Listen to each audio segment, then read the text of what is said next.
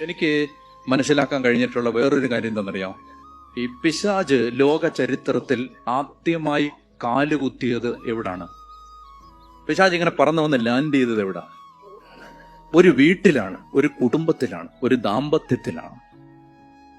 നിങ്ങളത് ശ്രദ്ധിച്ചിട്ടുണ്ടോന്ന് അറിഞ്ഞൂടാ? ഒരു ദാമ്പത്യത്തിനകത്തേക്കാണ് ഈ പുരാതന സർപ്പം എന്ന പാപത്തിന്റെ കരിനാഗം ഇഴഞ്ഞു കയറിയത്. ഒരു കുടുംബത്തിനകത്തേക്കാണ്. ആദത്തിന്റെയും ഹവ്വയുടെയും വീടിനകത്ത്. അപ്പൊ നിങ്ങൾ എപ്പോഴും ശ്രദ്ധിച്ചോണം, സാത്താന്റെ ടാർഗറ്റ് പോയിന്റുകളിൽ ഒന്നാണ് ദാമ്പത്യം. അപ്പൊ പിശാച് എങ്ങനെയും ഭാര്യ ഭർത്താവിനെ സ്നേഹിക്കാതിരിക്കാൻ എല്ലാ പണിയും ഒപ്പിക്കും. ഭർത്താവ് ഭാര്യയെ സ്നേഹിക്കാതിരിക്കാൻ എല്ലാ പണിയും ഒപ്പിക്കും.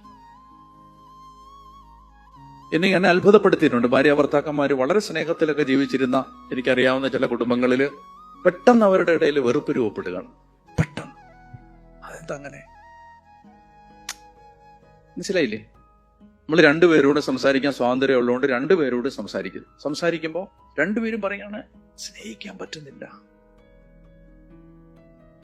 ഇത് നിങ്ങൾ സാധാരണ ആണെന്ന് വിചാരിക്കരുത്.